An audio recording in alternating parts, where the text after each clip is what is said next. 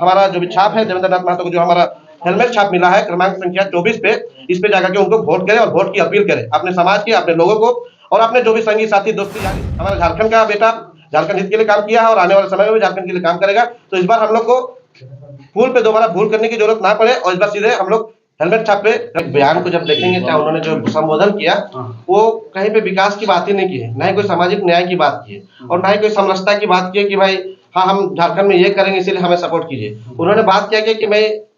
सचिन सच पहले से आया और सचिन सच विशेष लेके आया हूँ। ठीक है, हम आस्था को बुरा नहीं मानते, लेकिन आप देश के प्रधानमंत्री हैं तो आप देश में युवाओं के लिए क्या करने के लिए आए, झारखंड में युवाओं के लिए क्या करने के लिए आए, झारखंड में जो संसाधन है उसमें युवाओं का कितने प्रतिशत भागीदारी देंगे, इन सब चीजों में कोई चर्चा ही नहीं हुई है। लेकिन हमारे केंद्र अध्यक्ष हमेशा अपने लोगों की बात किए हैं, हमेशा यही कोशिश की है कि सही में हम जिस चीज से छिले जा रहे हैं उसे हमें बचाना होगा, तब जाकर के हम सबके लिए हम अंतिम पायदान पर बैठने वाले जो सर्वोदय की बात करते हैं, अंतिम पायदान पर जो हमारा सबसे गरीब तबके का जो लोग बैठा है उसका विकास की बात करते हैं। तो हम मुझे नहीं लगता है कि मोदी जी के आने पे, हमारे प्रधानमंत्री जी के आने पे गिरिडीह लोकसभा में कोई इम्पैक्ट पड़ने वाला है। अब उन्होंने ऐसा जगह चुना था जिसमें उन्होंने कोडरमा को भी ये किया था, ठीक है ना, वो एक साथ में 2 कंस्टिट्यूएंसी पीसी को उन्होंने एडजॉइन किया था। लेकिन मुझे नहीं लगता है कि गिरिडीह लोकसभा में इसका कोई प्रभाव पड़ेगा, क्योंकि गिरिडीह लोकसभा में जो तपतपी गर्मी में भी लोगों का समर्थन दिख रहा है। रात के 12 बजे से लेकर के रात के 3 बजे तक जो टाइगर जयराम महतो के लोग समर्थन दे रहे हैं अपनी नींद खो करके, मतलब ऐसा लग रहा है कि आज गिरिडीह में लोग अपने लिए चुनाव लड़ रहे हैं। आज मान लीजिए सपोज कि टाइगर जयराम महतो 2:30 बजे कहीं पे जाते हैं तो 2:30 बजे तक उनका इंतजार करना है, ये साबित करता है कि वो लोग अपने लिए चुनाव लड़ रहे हैं और आने वाले समय में ये वोट भी अपने लिए करेंगे। और अपने लिए मतलब क्या, सिंपल सी बात है, वो आने वाले भविष्य की सोच रहे हैं, आने वाले पीढ़ियों की सोच रहे हैं। तो इस सब चीजों को देखते हुए कहीं भी इस तरह से महसूस नहीं हुआ कि हाँ कि हमारे देश के सर्वोच्च पद पे बैठने वाले प्रधानमंत्री जी आए हैं और उनसे लोग इम्पैक्ट हो गए या प्रभावित हो गए, ऐसा कहीं भी महसूस अभी तक भी नहीं हुआ है। क्योंकि दूसरी चीज को आप मतलब इसके दूसरे स्टेक होल्डर्स को देखते हैं तो दूसरे स्टेक होल्डर्स में जो उनके कैंडिडेट है, ठीक है, सीपी चौधरी जी, तो वहां पे लोगों ने खुद नारा लगाया है इस बार सीपी साहब,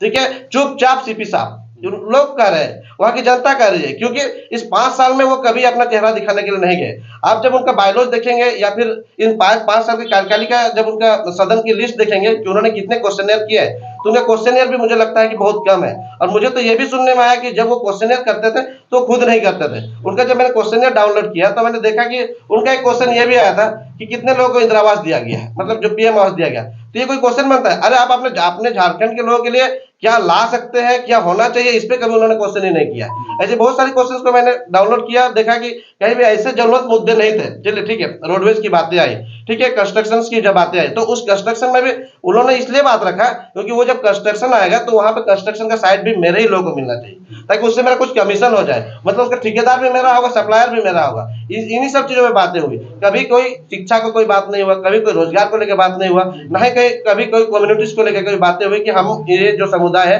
जो पिछड़े मतलब दबे हुए हैं इनके लिए हमें कुछ करना होगा। तो इन सब चीजों को भी दूसरे स्टेक होल्डर से देखते हैं तो लोग उनको पूरी तरह से नकार चुके हैं और लोग नहीं चाहते हैं। अभी भी कुछ वीडियो से भी हम लोग देख रहे हैं कि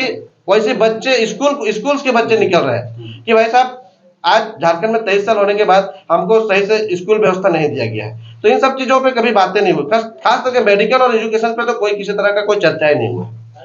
सर एक बात हम आज सर के बीच में बोलना चाह रहे हैं, हमारे जो झारखंड के जो आंदोलनकारी हैं उस सारे आंदोलनकारी के साथ एक दिन हम लोग बैठक रखेंगे, उसमें राजू जी रहेंगे, हमारे नेशनल पीपुल्स पार्टी के सारे प्रदेश का कार्यकारिणी समिति रहेंगे।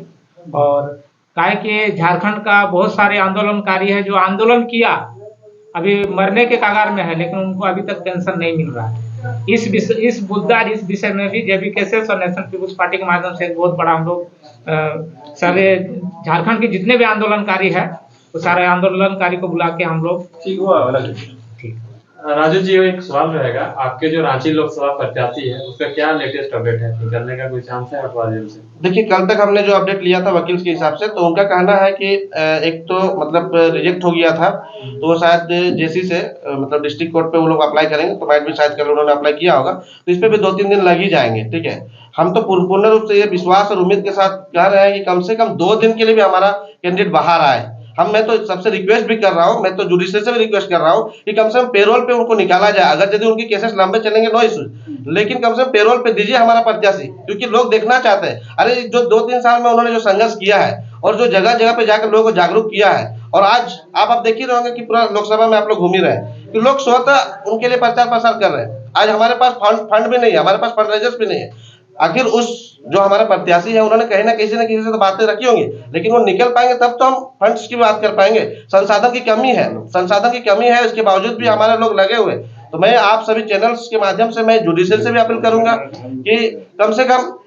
जो भी उनके केसेस हैं जो पेंडिंग पड़े वो काम चलता रहेगा, लेकिन पेरोल की अप्लाई किया जाए। और मैं वकील साहब से भी मैंने कहा कि कम से कम अगर यदि सिचुएशंस क्रिटिकल्स हो रहे हैं, अभी नहीं निकल पा रहे, तो पेरोल पे कम से कम हमारा प्रत्याशी को चुनाव प्रचार के लिए जो भी हो 5 दिन के लिए भी कम से कम उनको बाहर निकाला जाए, ताकि वो लोगों के बीच में आए और मतलब जनमानस को भी एक अच्छा लगे कि हाँ जुडिशरी में हमारा बात सुना है। क्योंकि देखिए आज लॉ एंड ऑर्डर कहीं पे कहीं देखा जाए तो मतलब किसी एक तबके के साथ चल रही है। आज आप देख ही रहे होंगे कि आज हमारे जो केंद्रीय अध्यक्ष जयराम महतो जी हैं, जिन्होंने 1 तारीख को नॉमिनेशन किया था, उसके बाद चुनाव आयोग की तरफ से भी उनको, जबकि आप सबको पता होगा चुनाव आयोग इंडिविजुअल बॉडी है, उसके ऊपर किसी तरह का प्रेशराइज नहीं होना चाहिए। और किसी कोई एक पार्टी, आज तो आचार संहिता लगा हुआ है, तो आज किसी के तो कोई सत्ता है नहीं, तो फिर क्यों दबाव में आ रहे हैं लोग। तो ये सब चीजों को देख ही रहे, जुडिशरी को भी कहीं ना कहीं दबा दिया जा रहा है। तो इन सब चीजों को भी हम लोग थोड़ा सा देख रहे हैं कि आखिर हमारे ऊपर ये सब क्यों अत्याचार हो रहा है। और मैं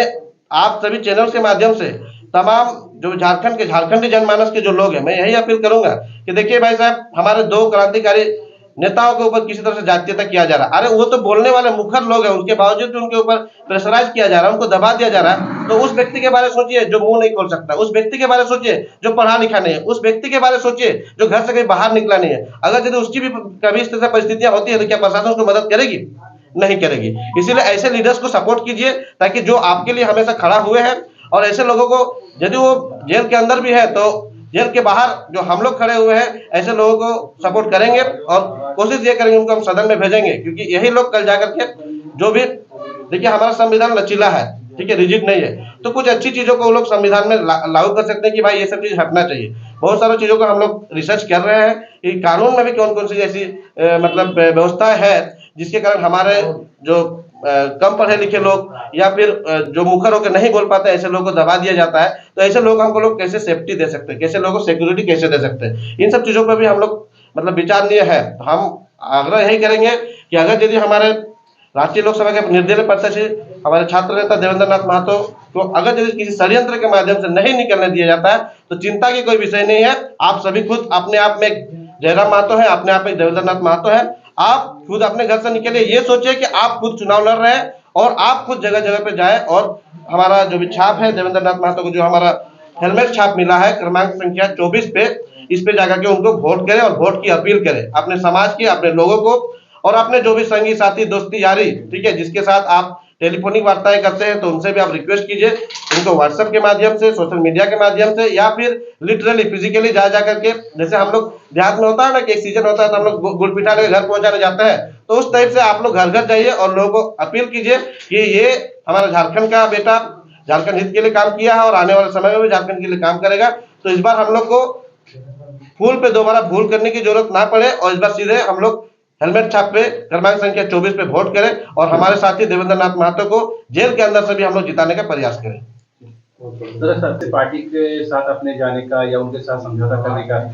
सोचा राजनीतिक तौर पर, जिस पार्टी का भी रिकॉग्निशन भी नहीं चुनाव आयोग से, उनका अपना सिंबल भी नहीं है, अपनी पार्टी के संगठन विस्तार के क्रम में है। आपको लगता है कि इस संगठन के साथ जाना सही है? ये जो 2 बड़े देश में संगठन चल रहे हैं, इंडिया अलायंस या इंडिया अलायंस, इन दोनों को छोड़ करके आपने जेपी से क्यों चुना? देखिए, गठबंधन की बात जहाँ तक अगर कही जाए तो गठबंधन अगर मान लीजिए कोई पॉलिटिकल पार्टी आपस में करता है तो ऐसा बात नहीं उसको दूसरे स्टेट में ही जगह मिल जाए, तो जनाधार का विषय है कि हमको किसके साथ जाना है। अगर एनडीए में अगर मान लीजिए कोई जितने भी घटक दल हैं उसके तो 20 होगा 22 होगा, तो ऐसा मतलब नहीं है कि आपको अगला स्टेट में भी सीट मिल जाए, ऐसा कोई बात नहीं है। लेकिन एनपीपी ने ये सोचा कि देखिए एनपीपी एक नेशनल पार्टी है, सबसे पहले इसका परिचय पीएस संगमा द्वारा 13 मई का एस्टेब्लिशमेंट किया, तो कहीं ना कहीं आज जयराम जी जहाँ पर खड़ा है कल पीएस संगमा जी भी खड़े थे। फर्स्ट एक ऐसा पार्टी है जिनको 7 साल में इसको नेशनल का दर्जा प्राप्त हुआ, तो कहीं ना कहीं जो टैलेंट है वो कहीं ना कहीं दिखता है। तो उसी प्रकार से आज जो भी जेबी केसेस हैं जयराम महतो जी है कर रहे हैं काम, हो सके तो कल के डेट में हमसे भी अच्छा बेहतर काम कर पाए, वो तो जनाधार का विषय, जनता जिनके साथ में रहेगी वो कर पाएंगे। और गठबंधन का जहाँ तक बात है, देखिए सपोर्टिंग का बात तो सब करता है, लेकिन सपोर्टिंग पे उतरे तब ना, तो हम लोगों ने निर्णय लिया, हमारे जो कमेटी ने निर्णय लिया कि जो हो रहा है अच्छा हो रहा है और झारखंड के लिए होना चाहिए। कोई अगर आवाज उठा रहा है तो उसको सपोर्ट करनी है, उसका आवाज बनिए। और इसमें खुशी की बात है कि 8 लोकसभा में कैंडिडेट देना बहुत टफ चीज है। 8 कैंडिडेट देना भी बहुत टफ चीज है, छोटा मोटा बात नहीं। और जो भी विषय वस्तु आएंगे, जो भी समस्या आएंगे, उसका समाधान के लिए हम लोग सब मिलकर करेंगे। सब जेबीके से हम लोग हैं।